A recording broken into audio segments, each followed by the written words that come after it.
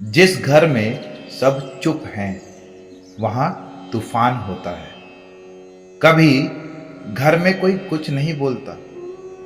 माँ रसोई में चुप है, पिता अखबार में डूबे हैं, बेटा मोबाइल में है, बहू सिर झुकाकर काम कर रही है और सब एक दूसरे से बच रहे हैं, मगर भीतर एक युद्ध चल रहा होता है मौन का युद्ध। हमने अब तक की वीडियो में देखा कि दुर्योधन अपने गुरु द्रोणाचार्य को कभी पांडवों की शक्ति का आभास दिलाता है तो कभी गुरु द्रोणाचार्य को अपने ही सेना के योद्धाओं का इंट्रोडक्शन देता है। आज गीता के श्लोक 11 से 15 में हम इसी मौन युद्ध और उसका पहला शंखनाद समझेंगे। श्लोक 11 का अर्थ है कि दुर्योधन कहता है, हे मेरी सेना के वीर योद्धाओं, आप सब अपने अपने स्थानों पर डटे रहें और भीष्म पितामह की पूरी रक्षा करें। जब घर में बंटवारा होता है तो एक पक्ष कहता है, चाचा जी या बड़े पापा को कुछ नहीं होना चाहिए, जो भी हो इज्जत बनी रहनी चाहिए। मगर दिल में क्या होता है? सब चाहते हैं कि वो उनके पक्ष में रहें, चाहे सच कुछ भी हो, उससे कोई फर्क नहीं पड़ता। तो क्या सीख मिलती है कि जब इज्जत की रक्षा के नाम पर सच को दबाया जाता है तो परिवार की नींव हिल जाती है। गीता सिखाती है, सच और धर्म की रक्षा करो, नाम और दिखावे की नहीं। श्लोक नंबर 12 कहता है कि भीष्म पिता ने जोर से सिंहनाद करके शंख बजाया ताकि दुर्योधन की सेना में उत्साह भर जाए। मान लीजिए घर में बहुत तनाव है, पति चुप है, पत्नी भी बोल नहीं रही, मगर अचानक पति एक सख्त निर्णय ले लेता है, बस अब जो होगा देखा जाएगा। वो एक तरह से अपने भीतर शंख बजाता है। तो क्या शिक्षा मिलती है कि जब हालात बिगड़ जाएं तो कोई ना कोई पहला कदम उठाता है। भीम ने वो पहला कदम उठाया, मगर वो किसके लिए था? धर्म के लिए था या मोह के लिए था? आप सोचना जरूर। श्लोक नंबर 13 का अर्थ है कि फिर शंख, भेरी, नगाड़े, मृदंग सब एक साथ बज उठे और भयंकर आवाज हुई जिससे धरती हिल गई। एक सास ने बेटे को उकसाया, बहू ने भी अपनी मां को फोन किया। पति पत्नी के बीच बात बढ़ गई और अब पूरा घर शोर बन गया। शब्द नहीं, तनाव बोल रहा था। क्या सीख मिलती है?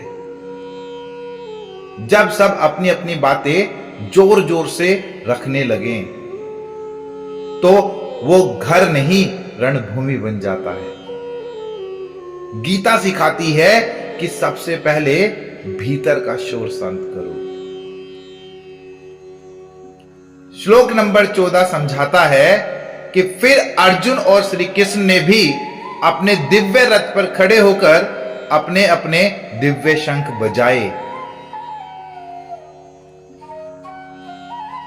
जब कोई आदमी बहुत बर्दाश्त कर चुका होता है तो एक दिन उसका भी आत्मबल जागता है। वो कृष्ण की तरह अपने भीतर के धैर्य को उठाता है और अर्जुन की तरह साहस से बोलता है कि अब मैं चुप नहीं बैठूंगा, जो सही है उसी के साथ खड़ा रहूंगा।